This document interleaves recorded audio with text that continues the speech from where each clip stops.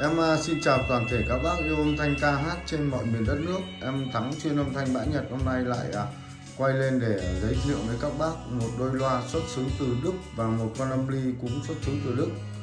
Đôi loa này có model nhà Heco 443. Và sau đây em cũng giới thiệu luôn với các bác chiều cao, cân nặng và có công suất nhà 100W và trở kháng nhà 4 ohm. Và mỗi một thân thùng của em đang sử dụng một con bass 22 phân và một con trung 10 phân và một con chép 7 phân. Và có kích thước như sau: chiều cao là 50 phân, chiều ngang là 31 phân và chiều sâu là 28 phân, cực kỳ là nhỏ gọn.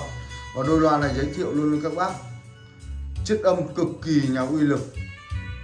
Bass thì đánh quá mạnh luôn, các bác không phải suy nghĩ về tiếng bass, và tiếng trung, tiếng tép thì cực kỳ là hoàn hảo. Đôi loa này em về với tình trạng còn mới đến hơn 90%. Và mỗi một thân thùng của em đó là em giới thiệu chi tiết cho các bác là sử dụng một con bass 22 phân, một con trung 10 phân và một con tép 7 phân. Và có hai vi tinh chỉnh ở đằng trước với một dải đèn để hai vi tinh chỉnh để chỉnh dải mít với dải tép, và một dải đèn thì các bác mở to công suất thì đèn nó nháy. Đây em quay cận cảnh chi tiết để cho các bác xem. Và em giới thiệu luôn con âm ly Telefunken có model là TR300. Em nó chạy 4 sò sắt, và em cũng báo luôn là kích thước và chiều cao và chiều ngang để các bác để trong những kệ trong gia đình nhà các bác.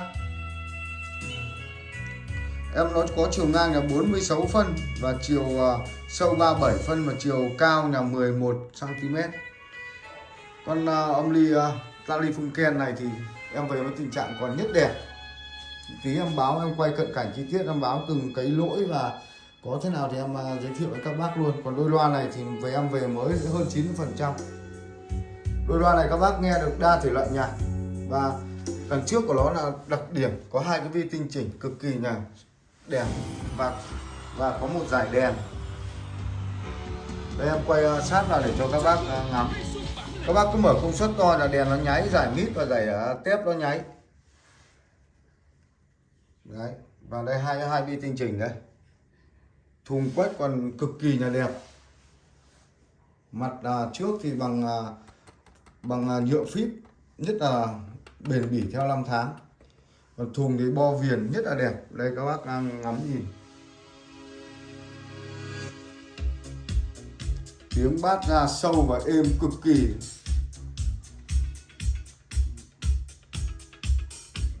Đấy, em quay cận cảnh chi tiết.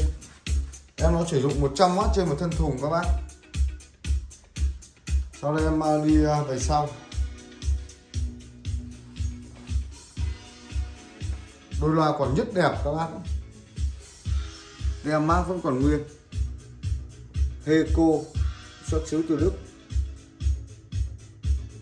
Có model là 443 và trở kháng là 4 ohm. Em đương ghép với một con âm ly Telefunken cũng của Đức. Cực kỳ tiếng bass ra cực kỳ hay, và tiếng trung, tiếng tép ra cực kỳ này.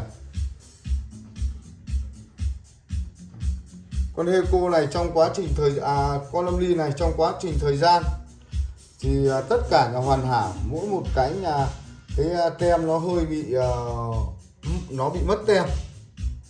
Em về với tình trạng nó bị mất tem, mà em nó chạy 4 con sò xanh đen. Dây rắc các bác nào mà chơi em này em sẽ tặng thêm dây rắc đầy đủ để cho các bác về các bác chỉ việc nghe. Đằng mặt trước thì không tùy vết các bác. Em soi ra đằng trước. Đèn nét cực kỳ là đẹp. Đấy, các bác bày biện trong những kệ thì cực kỳ đẹp. Con này giải đài FM AM của nó lên đến tận 108 kHz các bác nhé.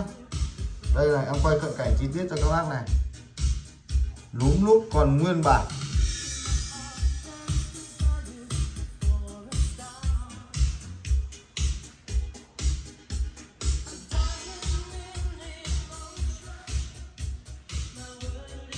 Và sau đây em cũng báo giá công khai luôn. Em bán cái đôi loa Heco của Đức có model là 443 này, em bán với giá là 16.500.000.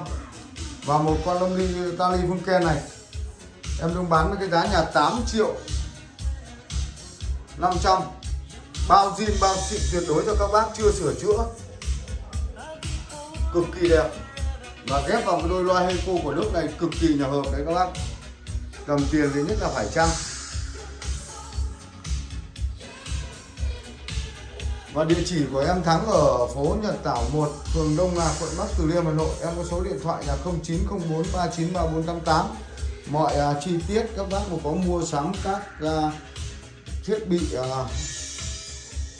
âm thanh gia đình, các bác cứ gọi điện là về thẳng cho em sẽ gửi hình ảnh video, kết bạn Zalo với em sẽ gửi hình ảnh video chi tiết.